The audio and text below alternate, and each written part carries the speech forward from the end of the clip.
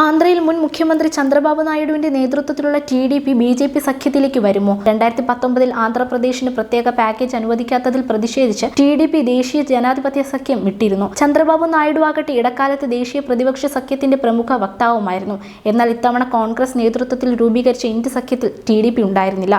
ബുധനാഴ്ച ഡൽഹിയിലെത്തിയ നായിഡു BJP നേതാക്കളുമായി കൂടിക്കാഴ്ച നടത്തുമെന്നാണ് സൂചന. അതേസമയം പ്രതിസന്ധി ഘട്ടത്തിലൊക്കെ കേന്ദ്ര സർക്കാരിന്റെ കൂടെ നിന്ന ആന്ധ്രയിലെ ഭരണകക്ഷി ജഗൻമോഹൻ റെഡ്ഡിയുടെ YSR കോൺഗ്രസുമായി സഖ്യമില്ലെങ്കിലും അവരുടെ ബദ്ധവൈരിയായ TDPയുടെ കൂട്ടുകൂടാൻ BJP ശ്രമിക്കുമോ എന്ന കാര്യത്തിലും സംശയമുണ്ട്.